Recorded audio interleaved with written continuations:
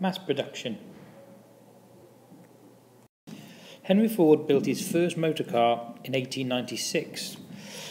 In 1903 he founded the Ford Motor Company, and by 1909 he was producing the Model T. By 1914 he decided that it could be better if he had a moving assembly line. This meant that, rather than building a car from scratch, each worker had his own task to do over and over again as the conveyor belt passed him by. So instead of taking 14 hours to build a car from the ground up, a car could be produced in 93 minutes. It also meant that the men who were doing that section, whether it was the chassis or the brakes or the engine, got really skilled at it and therefore made less mistakes. In the 1920s, over 1 million Model T Fords were produced every year.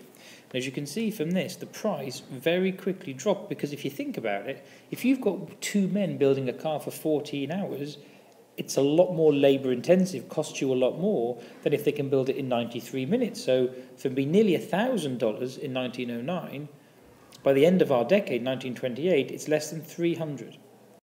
What mass production also did was meant a lot of other people outside of the Ford factory depended on this industry. About 4 million jobs depended on it.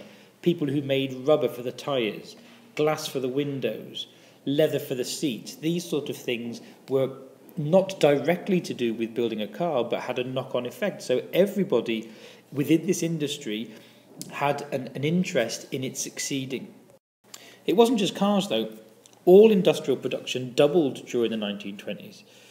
Telephones went up as they became cheaper and more widely used. Canned fruit and vegetables, the technology for that, doubled in this decade. New textiles like rayon meant that you hadn't got to use cotton and wool all the time. Electric light and power companies did really well. And as lots of little companies began to do well, they eventually merged together to make huge, great utility empires, big, huge companies. And by the end of the decade, by 1930, there were 10 large electricity companies controlling nearly 72% of all the power. With all this new movement in production, you need somewhere to build it. So the construction industry did really well.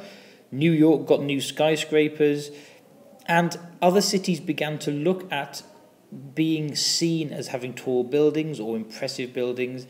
And the 1920s saw a lot of spending on things like this. It was mass production that allowed that to begin.